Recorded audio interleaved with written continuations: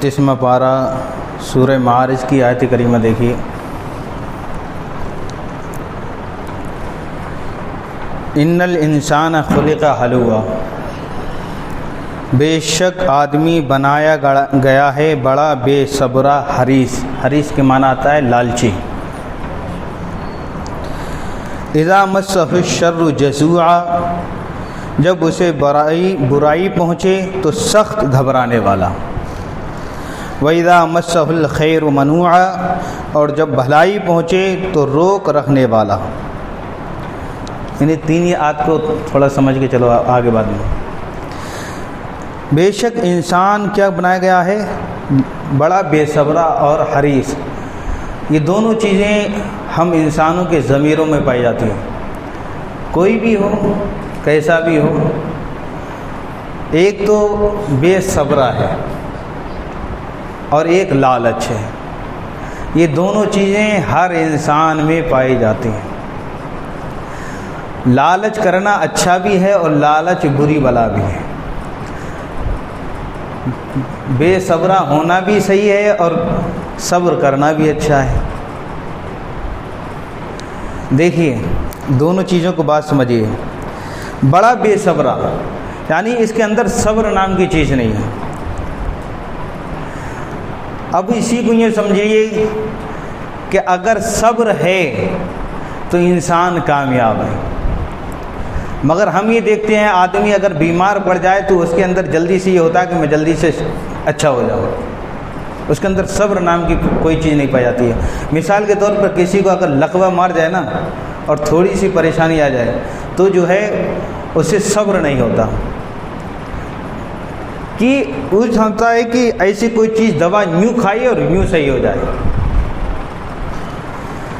اور حریص یعنی لالچی اتنا ہے کہ چاہتا ہے کہ پوری دنیا میں حاصل کر لوں، ساری جائیداد میں حاصل کر لوں۔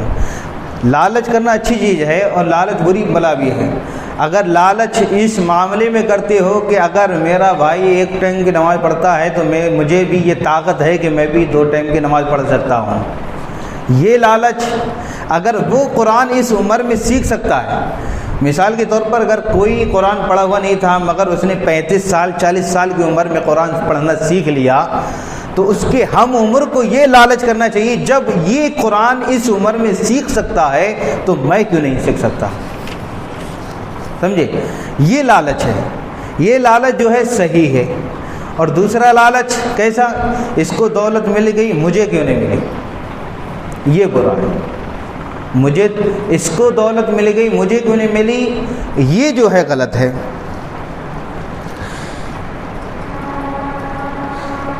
جب اسے برائی پہنچے، اب برائی سمجھتے ہیں، برائی 2 طریقے سے اگر سمجھنا چاہیں تو سمجھ سکتے ہیں۔ ایک تو یہ کہ آدمی جو ہے مالدار تھا فقیر بن جائے، کیا بن جائے؟ فقیر ہو جائے، یعنی اس کا ذریعہ کام دھندے والا تھا، اس کا کام دھندا ٹھنڈا پڑ جائے۔ اب جو آدمی ایسا ہے کہ کسی کا کام بہت اچھا چل رہا تھا لیکن اس کا کام ڈاؤن ہو گیا، تجارت جو تھی اس کی ڈاؤن ہو گئی، سمجھے؟ اب اس کی حالت دیکھو کیسی ہوتی ہے، ترنت وہ جو ہے اللہ سے شکوے شکایت کرنا شروع کر دیتا ہے۔ اذا مسہ الشر جزوعا، جب اسے برائی پہنچے، یعنی جب برائی پہنچی ہے تو کیا کرتا ہے؟ سخت گھبرانے والا، اس کے اندر گھبراہٹ پیدا ہو جاتی ہے، اب کیا کروں؟ یا تو مال ڈوب جائے یا کوئی بڑی بیماری میں مبتلا ہو جائے، برائی پہنچی یا کوئی بڑی بیماری میں مبتلا ہو جائے تب جو ہے وہ بہت گھبرا جاتا ہے۔ جیسے کسی کو اٹیک آ جائے تو وہی نہیں بس اس کے گھر والے بھی گھبرا جاتے ہیں۔ کسی کو پتھری کا درد ہو تو اس سے پوچھو کتنی بے صبری ہوتی ہے، کتنا تکلیف ہوتی ہے اسے، وہ گھبرا جاتا ہے۔ تو قرآن یہی تو کہتا ہے انسان جو ہے بڑا بے صبرا ہے اور لالچی ہے، اور جب اسے کوئی برائی پہنچتی ہے تو بہت ہی زیادہ گھبرانے والا ہو جاتا ہے۔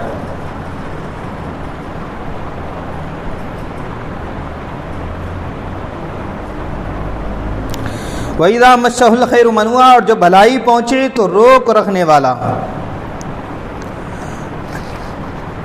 بھلائی پہنچے مطلب کیا ہے؟ جو بھی میں نے بتایا پچھلی آیت میں کہ مالدار تھا تو فقیر ہو جائے، اور اس میں یوں سمجھ لو کہ جو فقیر تھا وہ مالدار ہو جائے، جو غریب تھا وہ مالدار ہو جائے، تو وہ اس مال کو روکے رکھتا ہے۔ اب آ جاتا ہے کنجوسی بنا پہ، کنجوسی اختیار کرنے لگتا ہے۔ تو روک رکھنے والا یعنی انسان کی حالت یہ ہے کہ اسے کوئی ناگوار حالت پیش آتی ہے تو اس پر صبر نہیں کرتا، اور جب مال ملتا ہے تو اس کو خرچ نہیں کرتا۔ ہم نے یا تم نے ایسے لوگوں کو دیکھے ہوں گے کہ بہت سے لوگ ایسے ہیں جن کو اللہ نے دولت سے نوازا ہے، مگر 10 روپیہ 20 روپیہ دیتے ہیں نا تو اس کو 10 بار جیب سے نکالنے کے بعد دیکھتے ہیں ایک ہی جا رہا ہے یا 2 جا رہے ہیں۔ یہ بات صحیح ہے۔ اور دوسری بات، ایک بات بہت یہ کہنے کی نہیں ہے مگر کہہ دیتا ہوں، مسجد میں جب مسجد کی جھولی پھر رہی ہو یا مسجد میں کوئی چندہ مانگنے آیا ہو نا، تو آدمی وہ نوٹ پہلے دیتا ہے جو چلتا نہ ہو، سمجھے؟ یا کسی کو نذرانہ دینا ہو تو اس میں بھی پھٹے نوٹ دے دیتے ہیں۔ یہ ہماری نیتیں خراب ہیں، ہمارے دلوں میں کدورت ہے۔ ارے تم اللہ کے نام پہ دے رہے ہو تو اچھا مال دو، صاف ستھرا مال دو، اس لیے کہ قرآن کی 4 پارے کی پہلی آیت کریمہ کہتی ہے لن تنالوا البر حتی تنفقوا مما تحبون، تم ہرگز نیکی کو نہیں پہنچو گے جب تک کہ تم اپنی پسندیدہ چیز اللہ کے راہ میں خرچ نہ کرو۔ اپنی پسندیدہ چیز جو تمہیں سب سے زیادہ پسند ہے، اور آج کے دور میں سب سے زیادہ پسند سب کو مال ہے، اور ہونا بھی چاہیے، کیونکہ انسانی زندگی کے لیے یہ چیز بھی ہونا ضروری ہے۔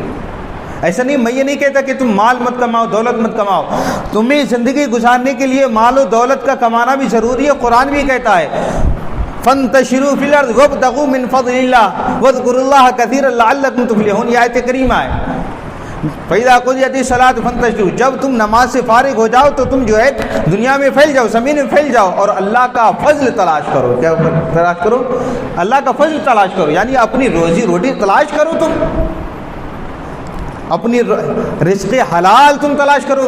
اور حلال روزی سمجھنا کتنی بڑی، اگر کوئی حلال روزی اگر کما رہا ہے نا تو سمجھیے کتنی بڑی محنت کر رہا ہے، کتنی بڑی جد و جہد کر رہا ہے۔ موطا امام محمد میں حدیث پاک ہے، موطا امام محمد میں کسب الحلال فریضۃ علی بعض الفریضہ، یہ حدیث پاک کا ٹکڑا ہے۔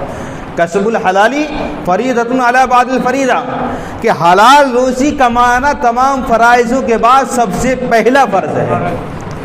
حلال روزی کمانا تمام فرائض کے بعد، سمجھے، پہلا فرض جو ہے حلال روزی کمانا ہے۔ ہاں، جب بھلائی پہنچے تو روک رکھنے والا، یعنی پیسے کو بچا کے رکھتا ہے۔ یہاں پہ ایک واقعہ یاد آیا، میں سنا دوں کیا انشاءاللہ۔ حضرت موسیٰ علیہ السلام کے دور میں جو ہے ایک بڑھیا تھی، 2 آدمی تھے میاں بی بی۔ انہوں نے حضرت موسیٰ سے عرض کیا آپ کو دور پر جب جائیں تو اپنے رب سے ملاقات ہو، جب کلام ہو تو ہمارے بارے میں پوچھیں کہ ہماری زندگی کیسے کٹے گی۔ حضرت موسیٰ علیہ السلام رب سے ہم کلام ہوئے، رب کی طرف سے حکم خدابندی ہوا کہ ان دونوں کی زندگی جو ہے 2 حصوں میں، آدھی زندگی جو ہے نا بہت عیش و عشرت میں کٹنے والی ہے، اور آدھی زندگی جو ہے دکھ تکلیف میں کٹنے والی ہے۔ اب یہ پوچھو انہیں زندگی پہلے کون سی چاہیے، اچھی زندگی چاہیے یا تکلیفوں والی چاہیے؟ سمجھے؟ حضرت موسیٰ علیہ السلام نے ان سے کہا کہ تمہاری زندگی 2 حصوں میں بٹی ہوئی ہے، آدھی زندگی خوشحال ہے، تمہارے پاس دولت و ثروت سب کچھ ہے، مگر آدھی زندگی جو ہے تمہارے پاس کچھ نہیں ہوگا، تم بھوکے رہو گے۔ سمجھے؟ تو انہوں نے میاں بیوی دونوں بڑے چالاک، انہوں نے کہا کہ پہلے تو ہمیں اچھی زندگی چاہیے۔ کیا چاہیے؟ اچھی زندگی چاہیے۔ اللہ نے سے دعا کی، اللہ نے ان کو جو ہے اچھی زندگی عطا کر دی۔ اب ان کا جو کاروبار تھا بہت زیادہ پھلنے پھولنے لگا۔ اب وہ کیا کرتے، جو بھی ان کی کمائی ہوتی وہ کمائی اب بانٹنے لگے، لوگوں کو کھلانا انہوں نے شروع کر دیا، اپنے گھر میں لنگر چالو کر دیا، 10 12 20 100 انہوں نے روز بروز وہ بڑھاتے ہوئے چلے گئے۔ سمجھے؟ کافی عرصے کے بعد حضرت موسیٰ علیہ السلام پھر ادھر سے گزر ہوا، کہا میں نے تو ان کی زندگی تو یہ بتائی تھی کہ آدھی زندگی ان کی تکلیف میں ہے اور آدھی خوشحالی میں، مگر ایک زمانہ گزر گیا آج بھی ان کے گھر میں لنگر ہوتا ہے۔ رب کی طرف رجوع فرمایا، رب سے ہم کلام ہوئے، مولا کریم تو نے تو ارشاد فرمایا تھا کہ ان کی زندگی جو ہے آدھی تکلیف میں آدھی خوشحالی میں، مگر ان کے دن تو ابھی بھی خوشحالی میں چل رہے ہیں۔ تو حکم ہوا کہ ان دونوں نے اپنی جو خوشحالی کی زندگی تھی اس پیسے کو، اس رقم کو اپنے پاس رکھا نہیں بلکہ میرے نام پہ خرچ کرتے گئے، تو میں نے اپنی رحمت سے ان کی پوری زندگی خوش کر دی ہے، خوشحال کر دی ہے۔ ان کی تکلیفوں والے دن بھی میں نے خوشیوں میں بدل دیے ہیں۔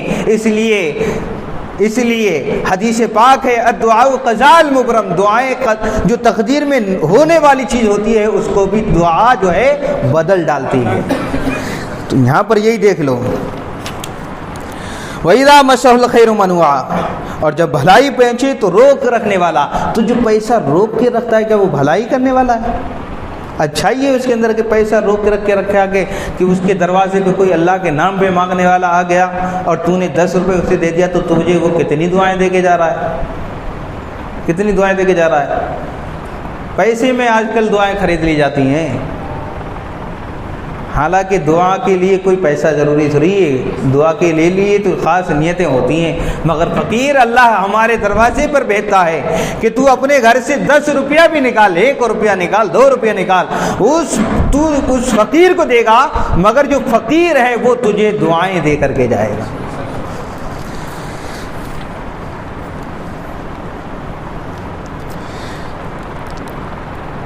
وَإِذَا مَسَّهُ الْخَيْرُ مَنُوعًا، اور جب بھلائی پہنچے تو روک رکھنے والا۔ جو یہ روک رکھنے والا ہے اپنی مالداری کو چھپا کے رکھتا ہے وہ کامیاب نہیں ہے، بلکہ جو اللہ کی راہ میں خرچ کرتے ہیں وہ لوگ کامیاب ہیں۔